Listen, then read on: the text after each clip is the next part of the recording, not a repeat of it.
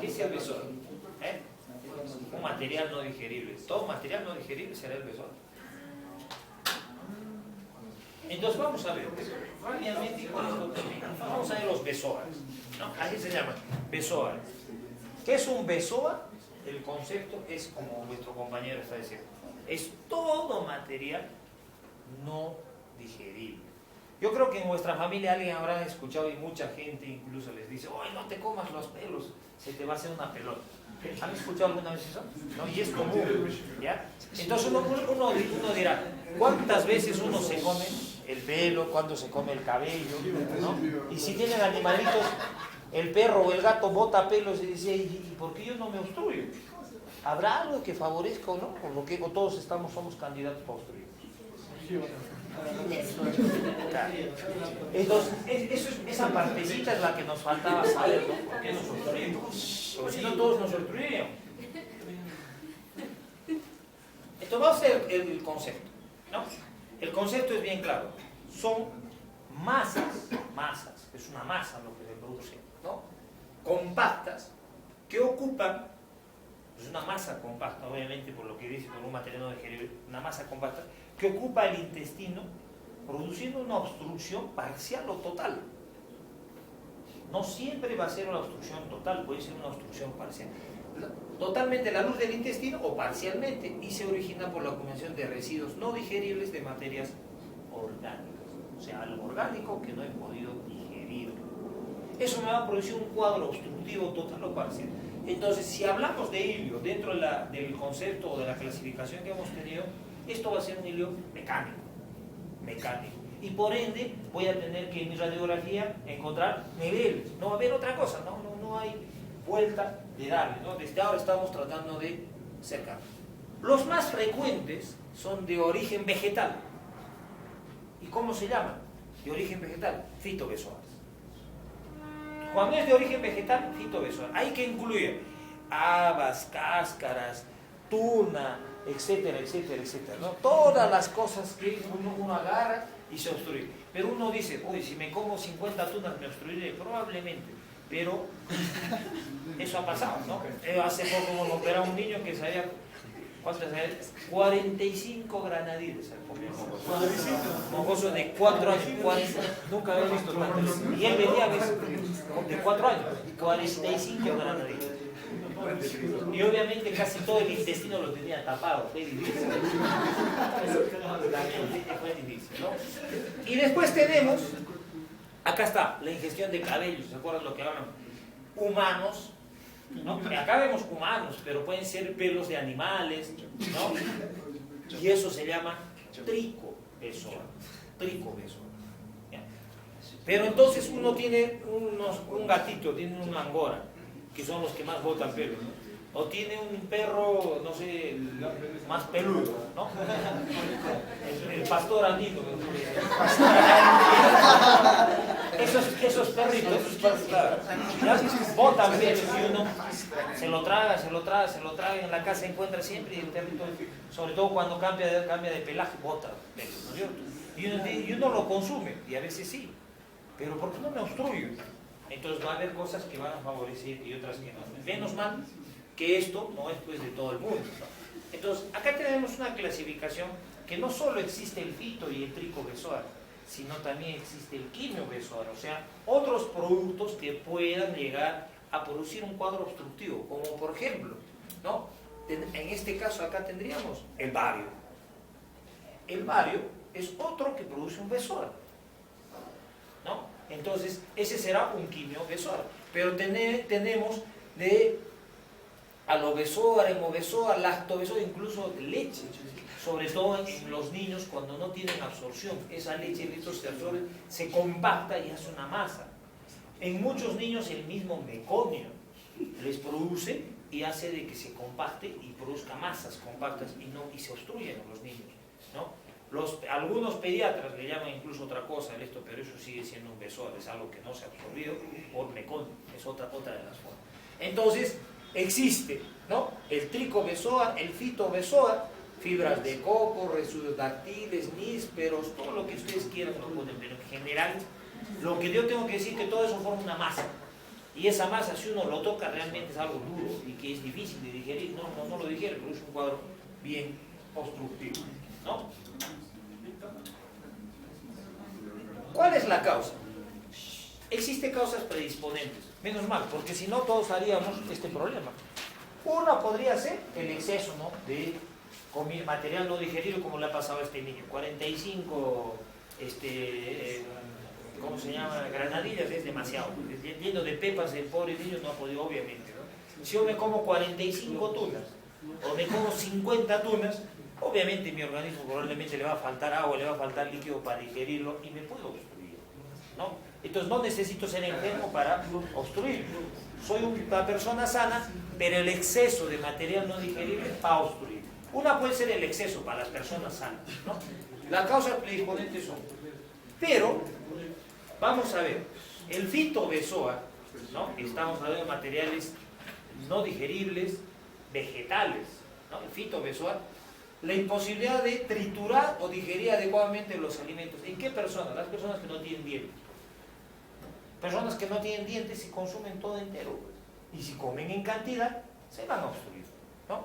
Entonces, ya sea por ingesta apresurada, si muchas veces agarro y como lo es, lo paso, lo trago, como decimos, lo tragamos y no lo masticamos, no lo digerimos, dentadura insuficiente, o en algunos pacientes cuando se les ha cortado el estómago por una cirugía previa y se les ha dejado un estómago chiquitito y creen que tienen ya el estómago de hace mucho y empiezan a comer en cantidad y no sé eso. Entonces esos pacientes se pueden obstruir, ¿no?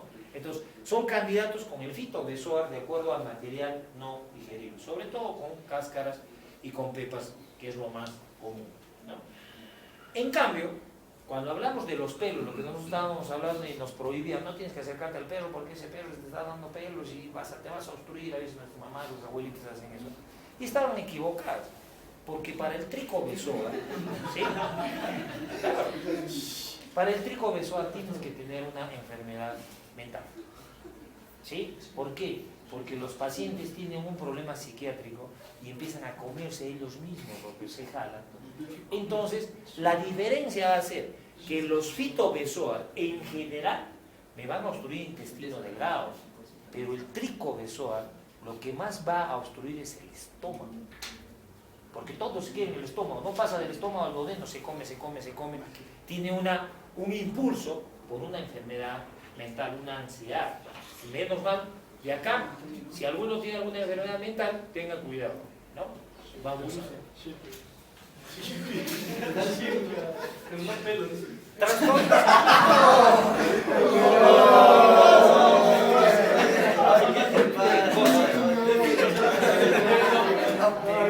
Ahora cuando nos quede el intestino grueso te voy a mostrar.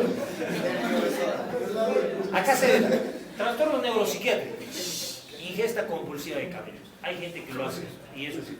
Y vamos a ver las imágenes, son realmente diferentes. Entonces, ¿cómo hago el diagnóstico? Del tricobezoar puedo hacerlo ya sea por endoscopía o por un estudio contrastado. Y en el estudio contrastado me puede llegar a dar una imagen sugestiva de algo, pero la endoscopía sería el primer estudio que hago y que tengo más a la mano. Pero si no tuviese, le puedo pedir un estudio contrastado, ¿no?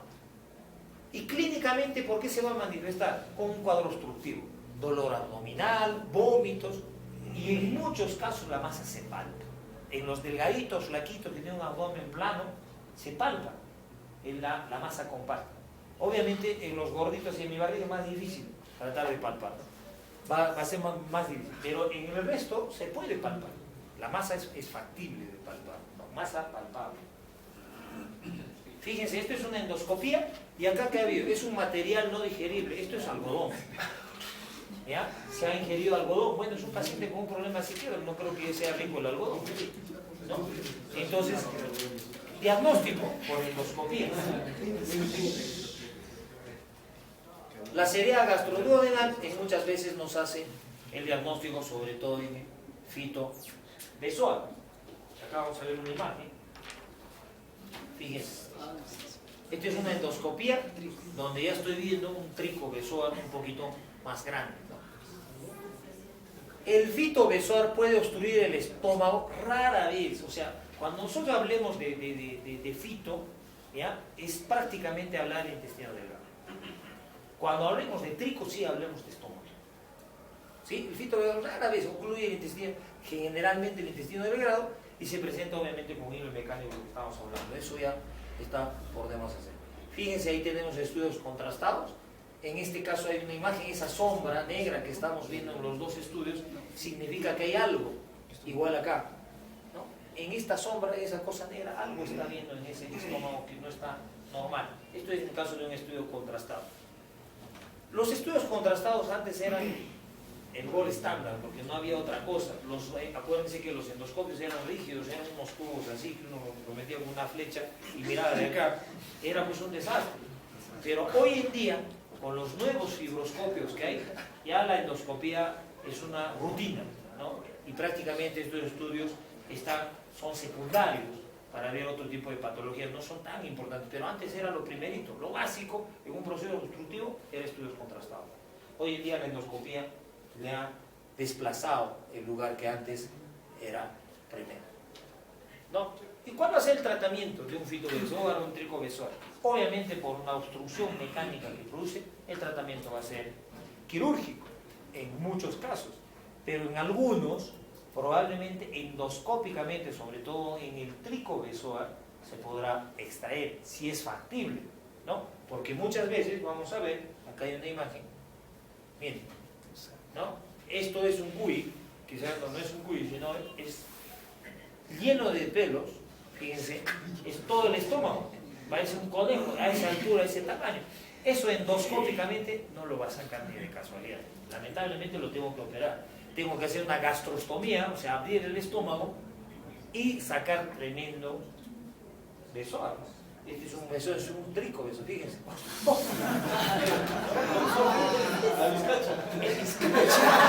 Ese sí parece un cuy macho.